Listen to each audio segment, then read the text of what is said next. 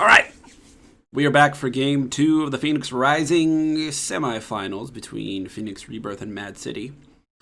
Mad City just got stomped.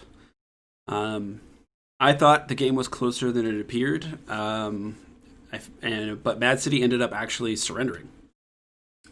Not something we see very often in competitive play. I guess if you're just having a miserable time and your team can't come up with a strategy to try and get back in the game, it's one way to just kind of maybe save your mental, go next, get out of this one. Maybe it's a good strategy for amateur teams.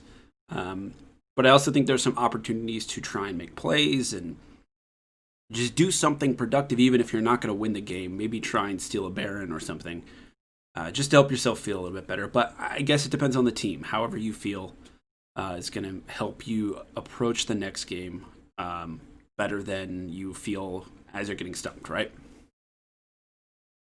And we see a change up of team comps for both sides. The only champions that were really are similar is the Hecarim. So let's dive into this one. I would really love to see Mad City come back and make a series out of this. Mostly because it would be fun. I don't really have any connection to either of these teams, so I don't necessarily care what happens. But I would like to see them. I hope that they're having fun playing League of Legends. And if they just get stomped again and again, it's not going to be a good night. So we have Aurelia into a Malphite. We'll go lane by lane first, like always. Aurelia into Malphite. We've seen this in this league, so maybe it's a meta or just a norm, or this is how they like to play. And we usually say that if Malphite gets to back for free and get some armor, it's not the game is over, but it's something that the Malphite really wants to do. The Malphite just wants to save up about 800 gold back, get an armor item, and then come back to lane. And from there, you're pretty safe. As long as you are aware of the Aurelia power spikes and you're playing your lane properly, you're doing okay. So again, we've seen... I'm waiting for somebody to really punish this Malphite pick. And I think that at Worlds, I saw a couple of the Chinese or Korean teams do it. I think like a European team picked Malphite top, and they just pre-6, pre-getting armor, were just like, we're coming to get you. You have no escape. There's no way you can get out of this lane, if you don't have your ultimate or if you don't have flash. And so they just sort of teamed up and kept going top. And I think they may have invested a mid lane teleport up there just to make sure that their top laner got an advantage. Because make no mistake, if Aurelia gets advantage early, kills Malphite before they can get an armor item, they have some really good chances to carry the game. And Malphite's game gets really, really difficult. Jungle, we see a Volibear for the first time that I've analyzed. I think Volibear jungle is actually okay. I think there are weird reasons it didn't get played in like pro play, but I still think the champion is very strong. Played a game with my jungler today who played, wow, that got out of hand. With my jungler today who played like an AP Volibear and actually popped off, did really well. I'm not saying that AP is the way to go. I'm just saying that if you can build full AP Volibear and still be relevant in a game, it's probably just a pretty strong champion. The clear is decent, not as fast as Hecarim. But I do think that Volibear is stronger early. So I would say look for Voli to go for kills here. Or maybe just try to straight up kill the jungler. Or help out in maybe like a 2v2 in the top side. Those are the three things that I think Volley should be doing this game. Orianna, the standard pick of the Pheonix Rising League. I don't know if it's like sponsored by Orianna or something, but this just shows up everywhere. Orianna wants to scale. Vladimir also wants to scale, so I think that this is a good pick from Pheonix Rebirth to just kind of handshake, but it's a little bit easier to play than Syndra. So I like it. We have Kai'Sa into Ezreal in the bottom lane. Ooh, Kai'Sa Set. I like Set support. I like it much better than Zillion. I think Set needs to bring Hex Flash and just just going. And I think now that I'm looking at it, I think Volley can go here too. I think Volley can play around mid and bot really well. Um, so it's really on Malphite to find a way not to die. And maybe the first few minutes of the game, Volley can play around topside, help out the Malphite, make sure that this, the two can't pair up against him. And then from there, move into the bottom side and start trying to punish. Really, I think you could punish the Zillion. Ezreal is hard to kill, but with Set just flashing onto the Zillion and then following it up with Volibear, those are easy kills in my opinion. As far as the team comps and what they want to do, again, I'm seeing a lot of team fight out of Pheonix Rising, and I think that what I've noticed is that team fight comps are just still winning. They were winning in Season 10 Worlds, and they're winning now because you can force the opponent to eventually group around the Drake. And if they have to group around the Drake when you have Malphite ult and a Set ult and a Vladimir ult that can hit multiple people, you're on your way to victory. I think Blue Side's team comp is a little bit harder to play, but they also have a lot of tools that are able to do the same thing. Team fight, team fight, team fight. Second Life, I'd call it team fight. Really, the Aurelia is sort of the outlier here. And so look for the team to try and make opportunities for Aurelia to, push down one turret or pick up a couple of waves or something like that, and then teleport into a fight. I'm not a fan of Aurelia in this comp. After watching this champion played multiple times, I'm not a fan of it in this league or in this meta. I don't know why it keeps getting picked. Maybe people just put a lot of hours into learning the champion. And so they're like, yeah, I need to play it. But if you take these same comps and you make, like Shen is up, for instance, here. Make that a Shen. Or Kale. I guess Malphite counters Kale, so you don't really want to do that.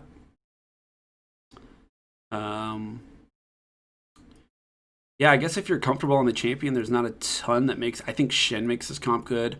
I still think Ornn is busted. And if this is going to get... If the Hecarim's going to get fed eventually and become the carry, then maybe you do need to bring a bit more utility from the top lane.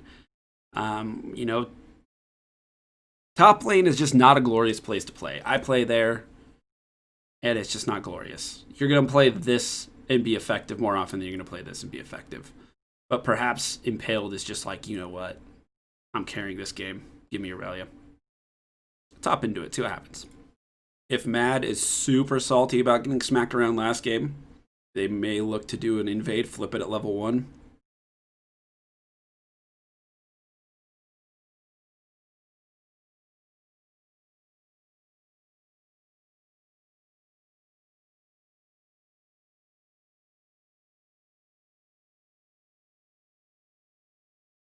Doesn't look like that's the case. They do seem to be in good spirits. Volibear dancing there, which I really like to see. This is just a game at the end of the day. You're going to get stomped sometimes, and it's okay. It's going to happen. Volibear is basing. Sets the ward down. And it's possible that that ward just saved Volley's jungle. Hecarim was sort of posturing there, like, maybe I'm going to come invade your camp, but then the ward went down. And Malphite's just double checking it and probably going to leash here.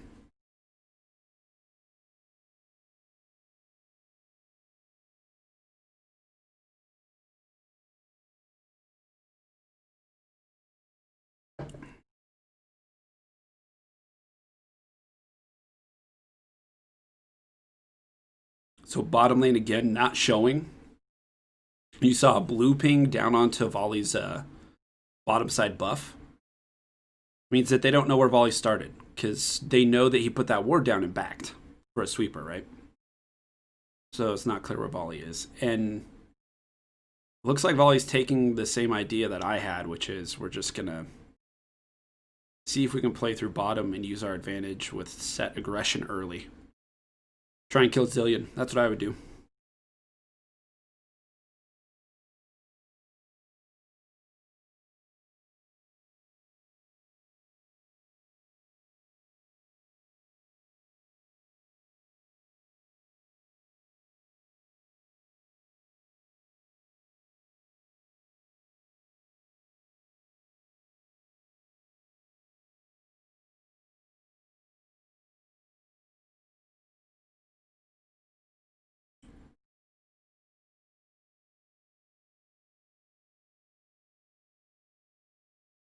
Blue side doing a really good job at harassing and abusing their level 2 spike because they hit level 2 first. With volley coming bottom, it's completely possible that red side wanted to give up that push so that they could get a volley gank.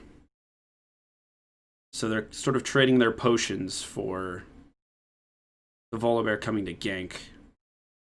Probably on the next wave. Yep, here's the next wave. Here's the volley. Look for a flash stun on the Zillion. Boom. Slow, another flash stun. Kill the Zillion. And the Ezreal is just mispositioned as well. The Kai'Sa went down. Ooh.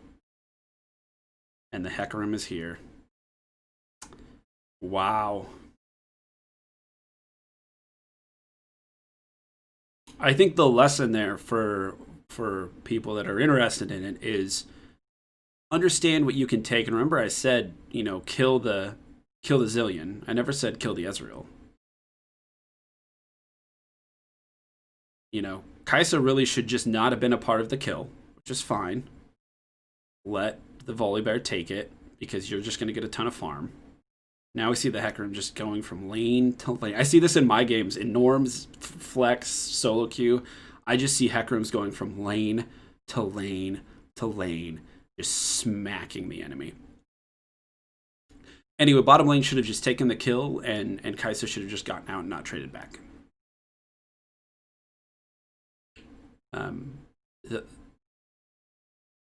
The trade-off there is she would have had more CS if she didn't die.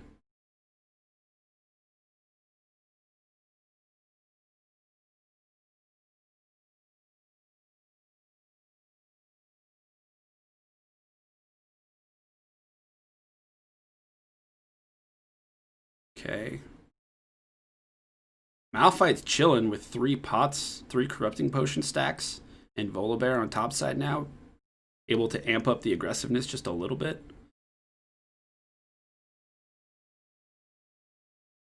$33 to $39 CS. Malphite's chilling. Malphite's doing well.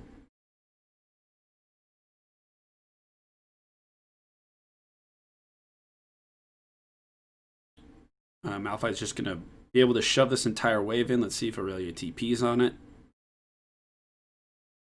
Bottom lane, the Hecarim is invading. So like I said, right? Knowing which jungler is able to invade has a lot to do with how fast they can clear and how much damage they do early, and who they have to back them up.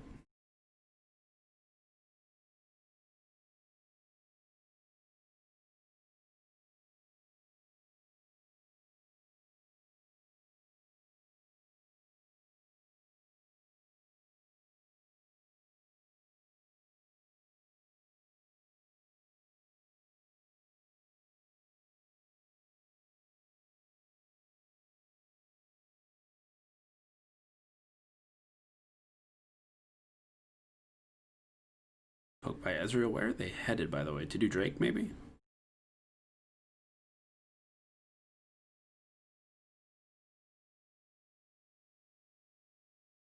Ori is 6, so this could be bad. Hecarim popping in. Maybe Hecarim should go for Kai'Sa instead of Set there, but the Aurelia, whiffs. Good stun. Orianna's here, though.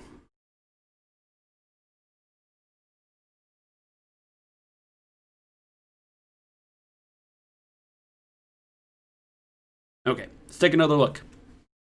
So Ori is first here, which is good. Blue side should look to punish. I think the mistake here is that at this moment in time, the bottom lane is just postured a little too far up for blue, and the Set is able to come in and get a good face breaker. Ori is still kind of far, right? So I think they needed to wait for the Malphite engage. Or, sorry, not the Malphite. The Hecarim engage before they stepped up. Because now they've lost half their life. And in my eyes, the fight's just getting started. But they've already lost half their life. If they had waited for Hecarim to go in first, then they would have full life and be able to win this. And then the Hecarim uses his main damaging ability on a shielded Set.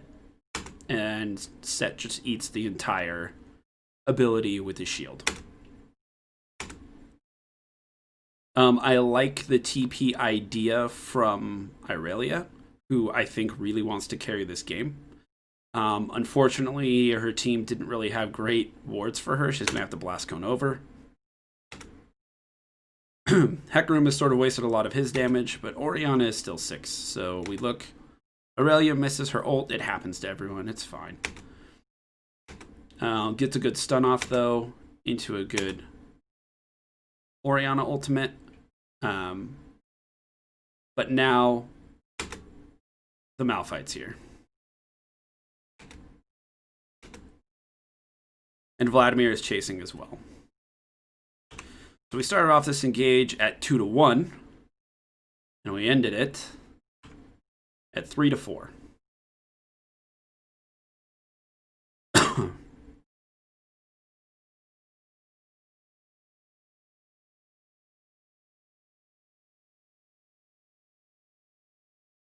But there were a lot of things that went right for the red side there. Blue is not out of this by any means. And I like the idea to stick around and try and draw out this Drake. Remember, in another video I talked about how you think you win Drake, but the enemy team has really short timers. And here we go. Here's the Hecarim. Shut down. Stun. Onto the Malphite. Dead. Look volley. Perfect. So here is an example. In another video, I pointed out when a team did really well, they took vision, they based, and then they came back and got dragon after, right? So they won a fight, and instead of taking Drake, they based and came back.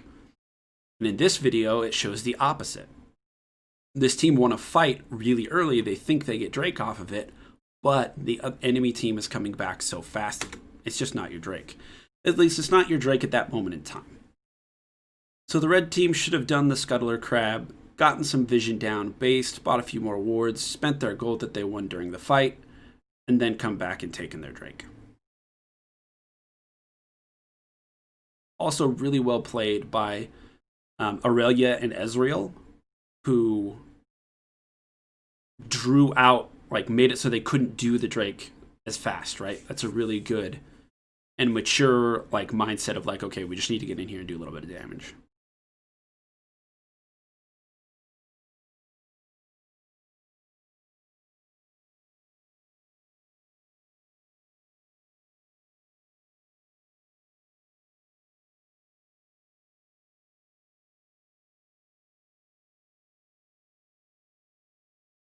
Now the kills are 6-4, so blue side coming back. Like I said, I wanted to see Aurelia's 2-0.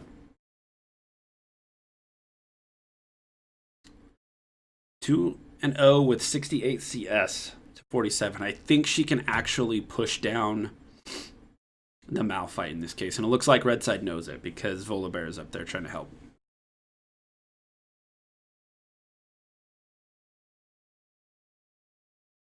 She has ultimate up. Aurelia can absolutely outplay this.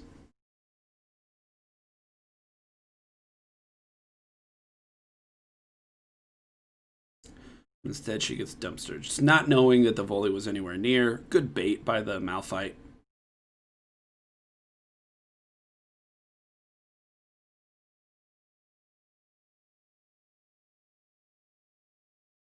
I think a good thing to take away from that is know when the jungler is going to be on your side. So often in the top lane, we spend the entire game on an island. And so we forget that sometimes in competitive play, teams are going to care about the Rift Herald and go for it. Really good punish by the Hecarim there. Hecarim and Aurelia really popping off this game. Everyone's popping off. Blue side doing well. It's definitely closer than it was last game. And then Aurelia wants to make a play. I don't think it's the right play, but it's a play. I think you go on this. Oh, the Vladimir pool. So here we go with, is there a champion out there? I can't think of one off the top of my head that would be better here than the Aurelia. That would have done better on that TP. I think Shen is a good choice because Shen would have gotten an R off.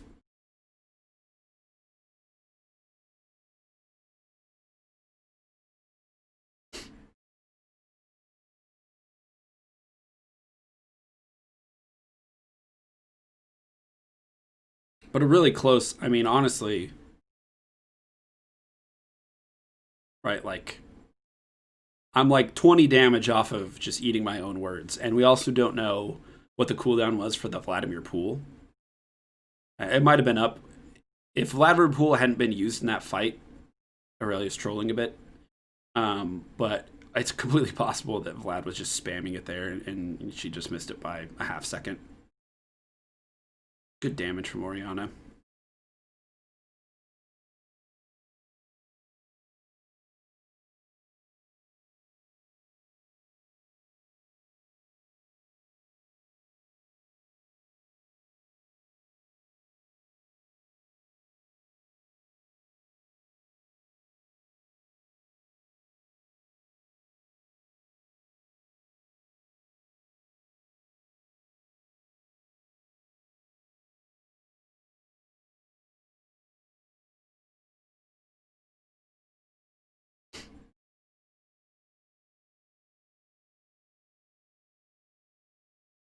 There we go again. Volley trying to make plays.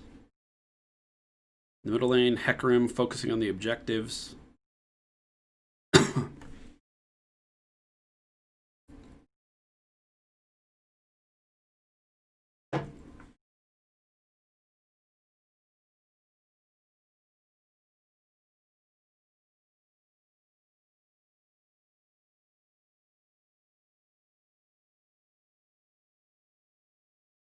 I really want to see an Aurelia player go Mythic into Black Cleaver in this matchup. I'm cooling on the Blade of the Rune King build.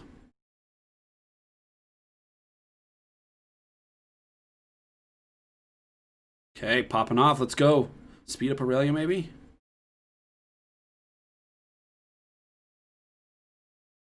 That's set support, by the way.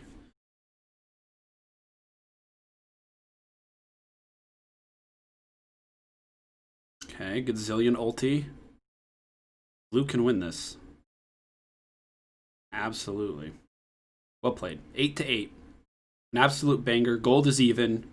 This is what we like to see. Really, really love that Maad was able to just FF it, come back, and just play so well. Pick a good comp, champions they're comfortable on, and play really well. I love it.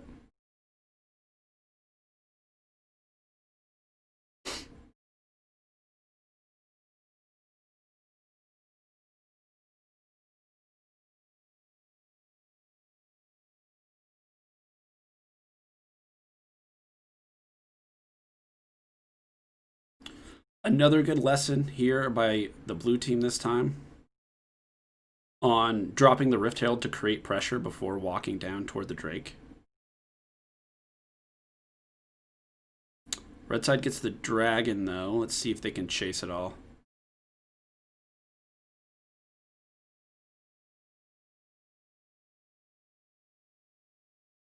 No chase to be had, but because they had the Rift Herald, it's possible that they just get this first turret. Remember, we saw in the last game the importance of the first turret, particularly when it's in the mid lane. Ooh, they get a TP out from Vladimir as well. Happy birthday! Let's go. What a gift. Hecarim steals away at camp. So they lost the Drake, but I think they got really good compensation for it by using the Rift Herald mid, you know, breaking the turret, and then Hecarim getting the entire topside jungle.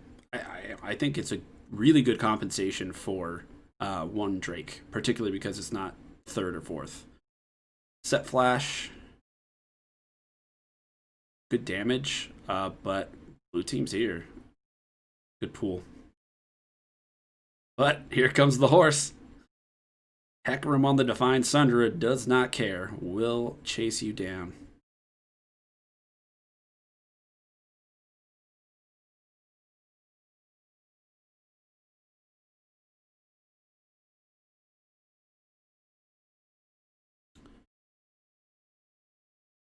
They need a wave before they can make this dive. Aurelia's trying really hard. Hecarim still comes in. Good stun, but they didn't have the wave there. And they got Malphite teleport out. Decent. Malphite has very good wave management this game, though. And they're going to get a shutdown onto the Kai'Sa. Look for that to be big later. Let's see what Kai'Sa buys with it. I think red side just walks out. They're fine.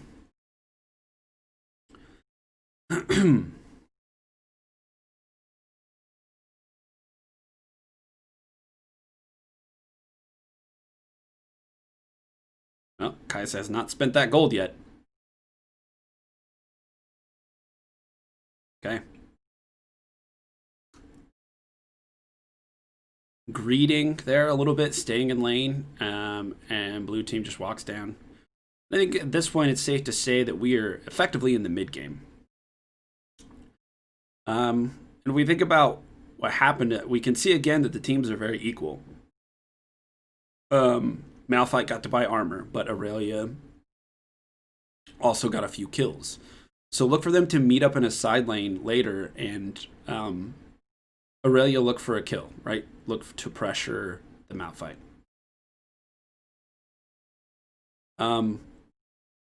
You know, both teams accomplished what I said in the top lane, where Voli was there to punish the Aurelia early. It wasn't as early as I thought. But Hecarim also was able to farm and get his Divine Sundra and then start making plays. So I just think that Hecarim's really strong right now. And even though Volley really accomplished his task, it was just Hecarim being able to ghost in out of nowhere and respond. Volley was making the first move, and I think the team, in both cases, the team just stayed a little extra. There was the one play in the bottom lane where one play in the bottom lane where like Kai'Sa stayed a little too late, and then another play in the top lane where the Malphite stayed a little too late, and that's 2 of the 4 kills that Hecarim has. So I think that's sort of the mistake here, is when your Volibear is ahead, we can't feed the Hecarim, right? But they're pretty equal right now. Mid lane's pretty equal as well. The Vladimir is playing very well. Orianna is doing Orianna things, and I think the Vladimir has outplayed a couple of situations. Have really kept red in this game.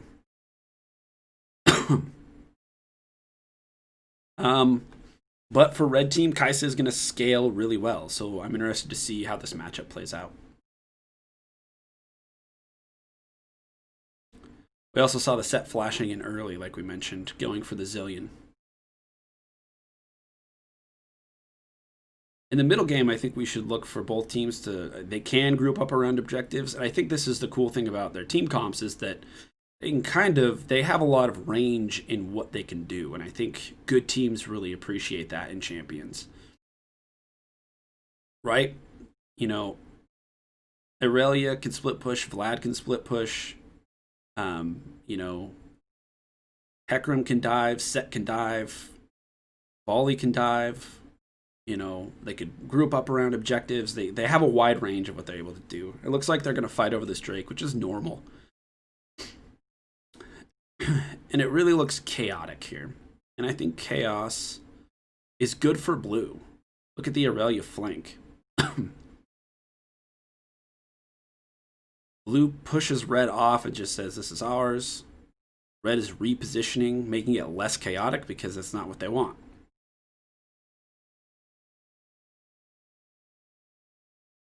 Aurelia maybe popping off here. Go for the set, maybe. Nice. Aurelia just popping off. So I guess here you go. That's why you pick Aurelia. Because, like I said, the person is comfortable on it. They clearly knew which fights they could win and which they couldn't there. And now Aurelia is 6-2. So Aurelia goes for the carries, knowing that the Malphite doesn't have enough damage and that the set isn't there to peel. And maybe this is one of the reasons why Aurelia is good. I think that's something that I've learned in this video. Aurelia is good when carries don't have peel. She's, you know, going to dive onto the backline and there's nothing you can do about it.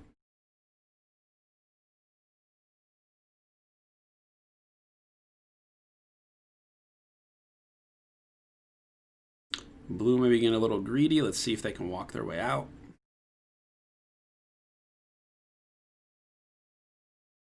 Yep, not punished. Red should get mid turret here.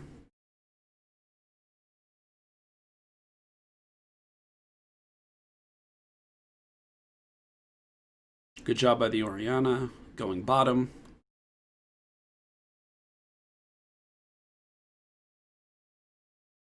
Vlad needs to be very careful.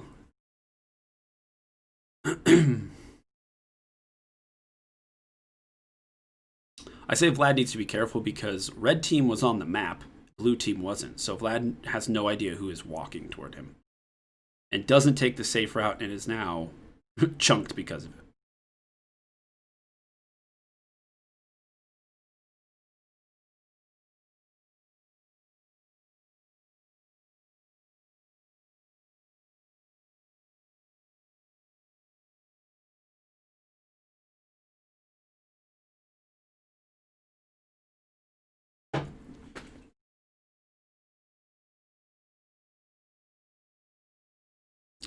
Blue team tries to sneak a Baron. Says it's not worth. We don't want to fight this. Even though Vlad wasn't there with no TP. But maybe it was on the way. That was the communication.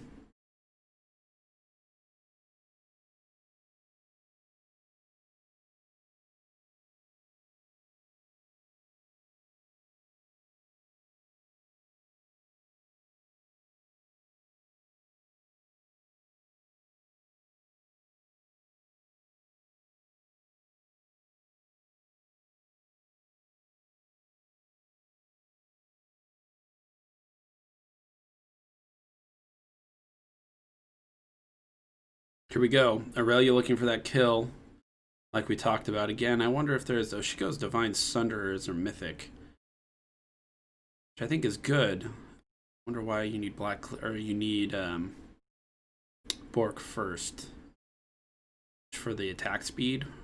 And I'm wondering if you can get the attack speed from a Mythic, but then you can't go Sunderer. Get the attack speed from a Mythic and go Cleaver, though. I really think Cleaver would have been really good into the Malphite.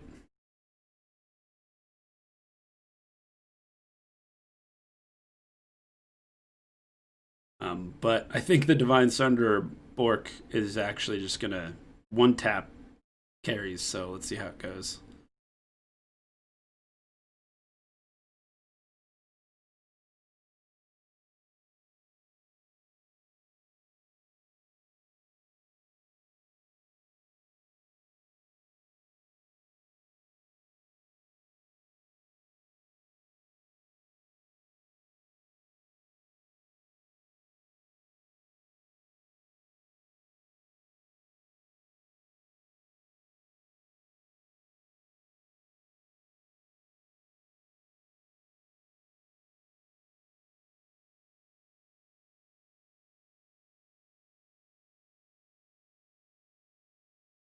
All right, well, we have a lull, and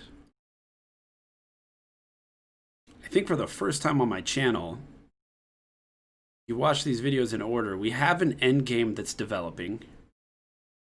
And again, we talk about mid, end, end game, early game, mid game, and there's no real definition where any of these start besides like early game starts at level 1, right? But I think with the way the teams are posturing, it's not clear who needs to be in what lane, and they're doing a lot of roaming around and getting vision around objectives. And I would call these end game team fights. 2 core items are coming out, maybe 3 here in a second, and then we're gonna have to take another look at this because it is just it's very hectic, and I think it favors blue since it was so hectic. But we'll find out. Malphite has TP. Look for them to TP into this fight. Getting ready for the Drake, which is up in 23 seconds. I will note again that just like last game, one team has bought pinks and the other hasn't. I'm just going to leave it at that. Here we go with the Malphite TP in. Looks like Vladimir's the one that started this fight. Let's see if they can finish it. Kaisa goes down. The Hecarim. Ezreal, Malphite with the double kill. That's what, like 2 for 2 right now? Yeah, see, so it's good for blue. Because it's so hectic and chaotic.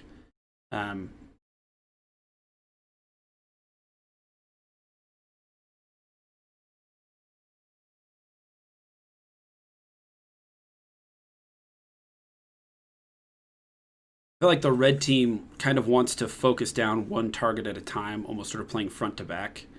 And it's weird to say that red team wants to play front to back because they have Malphite and Kai'Sa, which are two champions that you're used to. Like, Kai'Sa goes on dive comps. But yeah, I think they kind of want to play front to back. And blue team is making these fights very hectic. And when those fights are hectic, you're going to die, you know. A lot of blue side's characters win 1v1s. Right? Like, Aurelia or Hecarim into any one person on red side, I favor Aurelia or Hecarim. Right? Like, here. Aurelia beats Vlad. Aurelia doesn't beat Vlad of Volibear, but you saw how Aurelia sort of beats Vlad, right? So that's a good example of how red side wants to be teaming up and playing front to back, because Vlad can save time with pool and stuff like that. But if they get left alone, good pick here. Could lead to Nash. They got 2 picks. Yeah, this is Nash. Which is why these are, I would call these endgame team fights. If you lose them, you're going to lose an objective, right? Blue side thinks they can stop it. They have a lot of damage. It's completely possible. Aurelia's up in 4 seconds and has teleport, so that's communication there.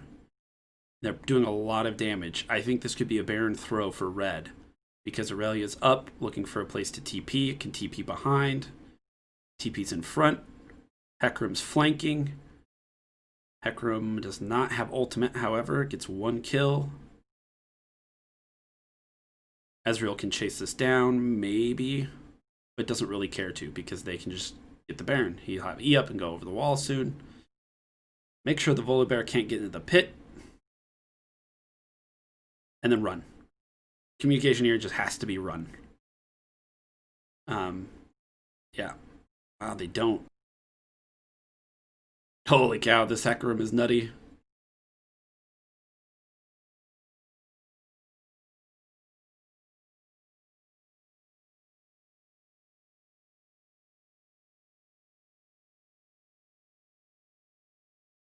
Wow, they get Baron and they're taking all of their jungle. Blue side is up. About 6K.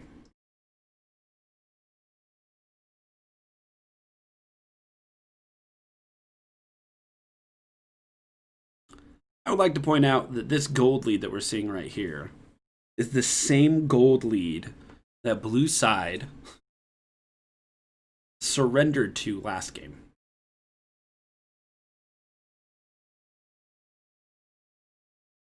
So I just hope they feel, yeah, I don't know what they're thinking. I don't know. It's interesting to me. This game feels a lot closer. Maybe it was team comps and maybe they just knew something I didn't, that they had no chance.